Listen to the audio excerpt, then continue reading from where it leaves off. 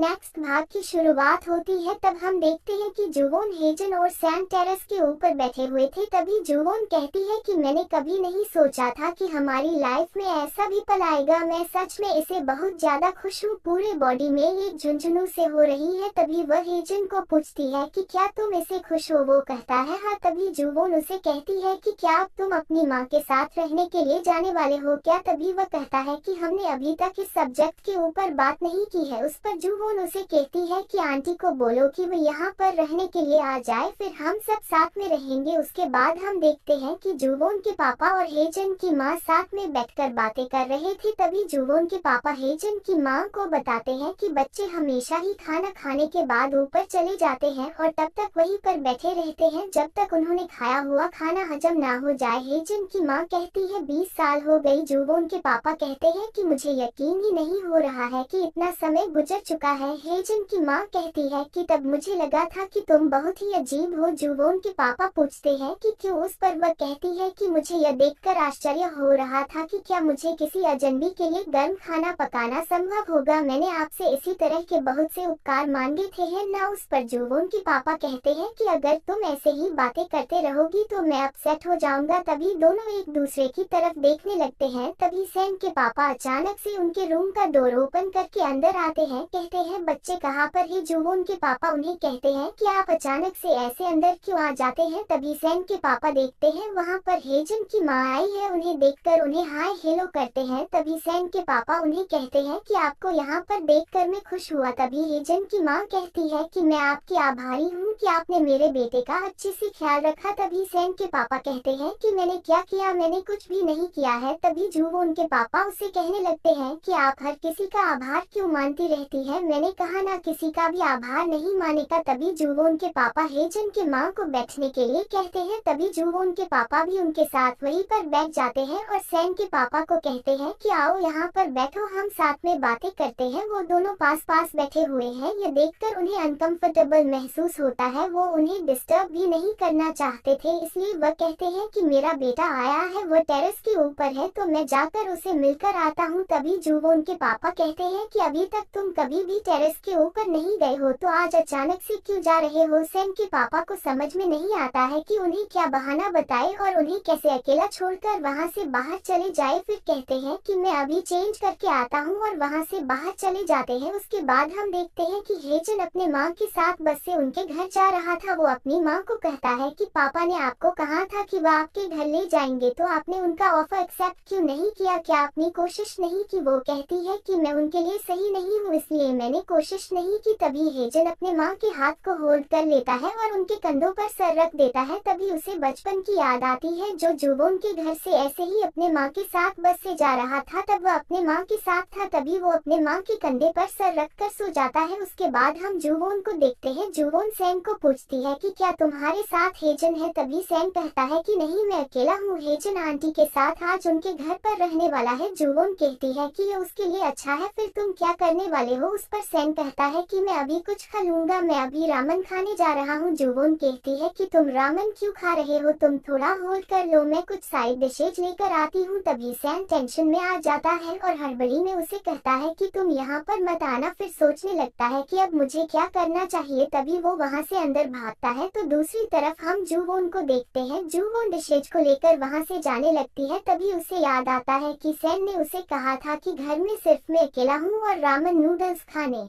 हूँ। तभी वो इमेजिनेशन करती है कि जैसे वह दोनों साथ में बैठकर बहुत सारे ड्रिंक करते हैं और नूडल्स को खाते खाते एक दूसरे के क्लोज जाते हैं। तभी सैम उसे कहता है यहाँ पर सिर्फ हम दोनों ही हैं। फिर उसे किस करने लगता है। तभी जुवोन होश में आती है। उसका दिल जोर से धड़क रहा था। वो डिशेज को वहीं पर रख देती है और भागती अंदर चली जाती है। तो यहाँ पर सैम जल्दी से सोफे को ठीक से करके रखता है। फिर खुद को कहता है यह तो नेचुरल है, वो हमेशा की तरह ही यहाँ पर आ रही है। फिर जुवोन के साथ कैसे बातें करनी है इस बारे में प्रैक्टिस करता है। फिर उसका दिल जोर से धड़कने लगता है। फिर वह भागता अंदर चला जाता है। उसके बाद हम देखते हैं कि वह दोनों एक दूसरे के आमने सामने बैठे हुए थे। सैम अपना खाना खा रहा था, दोनों भी एक दूसरे से बात नहीं कर रहे थे। तभी जुवोन उसे कहती है कि खाना अच्छा है क्या। उसकी तरफ देखता है, उसे कहता है हाँ, फिर शांत रहकर खाने लगता है। वो कहती है तुमको खाना खाने के बाद फौरन से सोना नहीं चाहिए, 30 मिनट तक रुकना चाहिए। वो कहता है हाँ, मैं वॉश वॉश करके सोने के लिए जा रहा था तभी जोवोन कहती है कि मैंने भी वॉश लिया और उसके बाद सोने वाली हूँ, तुम जल्दी से इसे खा लो, बाउल को वॉश करके मुझे दो। फिर कहती है कि मैं जा रही हूँ और वहाँ से उठ जाती है। तभी सैन उसे कहता है कि जोवोन चलो पापा से परमिशन लेते हैं, मुझे उनकी परमिशन जल्दी से चाहिए। वो कहती है ओके, ऐसा बोल के चली जाती है। दूसरे दिन पाकदाल हॉस्पिटल में चेकअप के लिए आती है और चेकअप करके जा ही रही थी तभी वहाँ पर हेजन आ जाता है। उसे कहती है कि मैं अब अच्छे से चल सकती हूँ। वो कहता है मैंने कहा था ना मैं तुम्हें चेकअप के लिए यहाँ पर लेकर आऊंगा, तुमने मुझे बहुत ज्यादा हेल्प की है तो मैं तुम्हारे लिए इतना तो कर सकता हूँ ना। चलो बाहर खाना खाने के लिए जाते हैं, चलो चलते हैं, मेरे हाथ को पकड़ो। तभी पाकदाल उसकी शर्ट को हल्के से पकड़ लेती है। हेजन ये देख लेता है, उसे कहता है ओ गॉड ठीक से मेरे हाथ को पकड़ो। तभी पाकदाल उसके हाथ को पकड़ लेती है और उसके साथ वहाँ से जाने लगती है। तभी हेजू हेजन को हॉस्पिटल में आया हुआ देखकर भागती हुई उसके पास आती है। तब वह नोटिस करती है कि पाकदाल ने हेजन के हाथ को होल्ड किया हुआ है, इसलिए उसका मूड थोड़ा सा ऑफ होता है। वह पाकदाल को कहती है क्या तुम्हें हर्ट हुआ है? उस पर हेजन कहता है यस। तभी हेजू कहती है कि क्या तुम दोनों डेटिंग कर रहे हो क्या? उस पर हेजन कहता है कि हम दोनों डेटिंग नहीं कर रही है। उस पर हेजू कहती है कि अगर तुम उसके बॉयफ्रेंड नहीं हो तो उसके लिए इतनी दूर तक क्यों आए? उस पर हेजन उसे कहता है क्योंकि मुझे उसकी केयर करने की जरूरत है, क्योंकि वह मेरे लिए कई मैनी वेज में इम्पोर्टेंट है। उसकी बातें सुनकर पाकदाल उसकी तरफ देखने लगती है, उसकी बातें सुनकर वो खुश होती है। फिर वह सीधा ही उसके हाथ को पकड़ लेती है। इस बात को हेजू नोटिस करती है, उसे बुरा लगता है और जेलस फील भी होती है। फिर वह खुद को संभालती है और हेजन को कहती है कि मुझे तुम्हारा थोड़ा सा वक्त चाहिए था, मुझे कुछ तुमसे बात करनी है। तभी पाकदाल कहती है उसके पास बिल्कुल भी टाइम नहीं है क्योंकि उसको मेरे साथ डिनर के लिए जाना है। उस पर हेजन कहता है कि वह सच बोल रही है। तभी हेजू कहती है कि मैं आज थोड़ी बिजी हूँ इसलिए मैं आज तुमसे मिलना चाहती हूँ, आप अगली बार डिनर के लिए जा सकते हैं। तभी पाकदाल कहती है कि मैं भी आज बिजी हूँ और मैं आज और कल ही नहीं बल्कि हर मौके पर हेजन के साथ ही डिनर करूंगी। तभी हेजन कहता है कि हाँ, जब भी वह मुझसे कहेगी उसको मेरे साथ डिनर करना है तो मैं उसके साथ जाऊंगा। वैसे भी मेरे पास तुमसे बात करने के लिए ज्यादा कुछ नहीं है और हम अब यहाँ से जा रहे हैं। फिर वह दोनों एक दूसरे का हाथ पकड़ कर जा रहे थे। उसके बाद हम देखते हैं वो दोनों बस स्टॉप पर थे। तभी हजून पाकदाल को कहता है कि वैसे तुम बहुत ज्यादा काइंड हो लेकिन तुमने आज रियल में हेजू को उसकी जगह दिखा दी। तुम मुझे हेल्प कर रही थी क्योंकि वह मुझे ज्यादा परेशान ना करे, मुझे लगता है यही उसके लिए उचित होगा। पाकदाल उसे कहती है कि मैंने तुम्हारी हेल्प करने के लिए ऐसा नहीं किया और जोवोन ने मुझे तुमको फॉलो करने के लिए कहा, इस वजह से मेरे पैर में चोट नहीं लगी, मैं तुम्हें खुद ही फॉलो कर रही थी क्योंकि मुझे तुम्हारी चिंता हो रही थी। आज भी मैंने वही किया, यह सोचकर कि मेरा ऐसा करने से हेजू तुम्हारा पीछा छोड़